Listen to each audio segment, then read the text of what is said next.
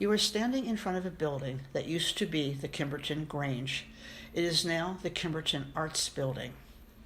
The arrival of the Pickering Valley Railroad in the fall of 1871 greatly expanded the farmers' access to new markets and shifted the economic activity of Kimberton Village from its original 18th century historic crossroad to its eastern end.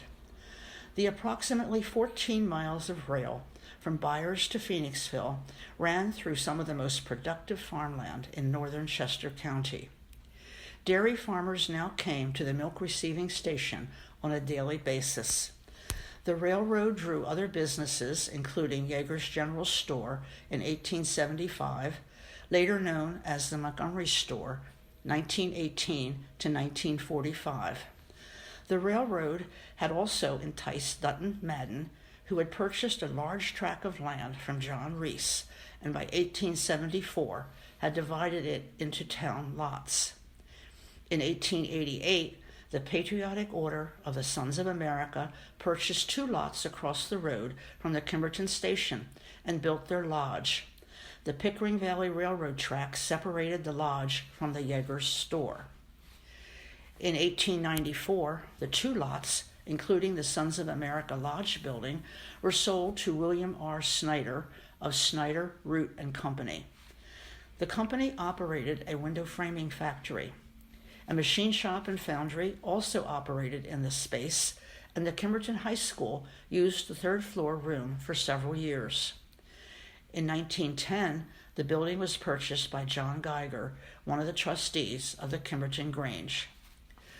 The National Grange of the Order of Patrons of Husbandry, a national fraternal organization founded in 1867, was formed in response to poor agricultural conditions left as a result of the Civil War.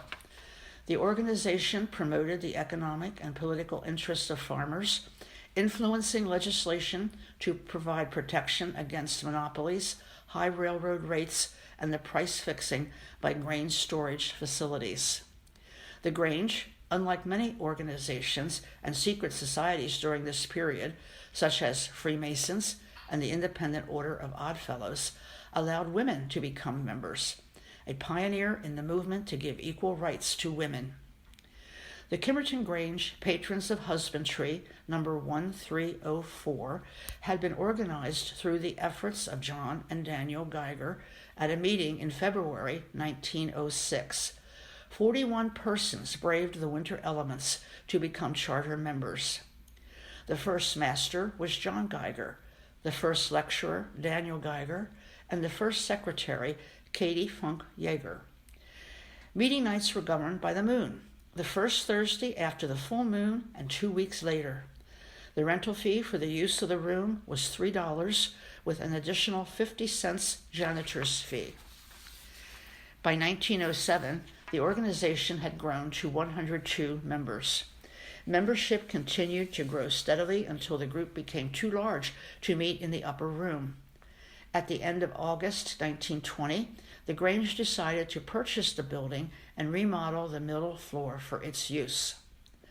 Special programs were presented at each meeting, such as Dairy Night in January 1934, Our Community in March, Music Night, and Home Economics in May, Family Night in July. In 1929, the Daily Republican reported a large crowd on hand to hear the Grange Quartet perform 5 numbers and be entertained by an amusing sketch and a number of poetry readings. The main address that night was entitled, "The History of Our Community." There was also a marshmallow eating contest and a whistling contest among a number of the juvenile Grange boys, both being won by Furman H. Geiger, Jr. The motto of the Grange is, in essentials, unity, in non-essentials, liberty, in all things, charity.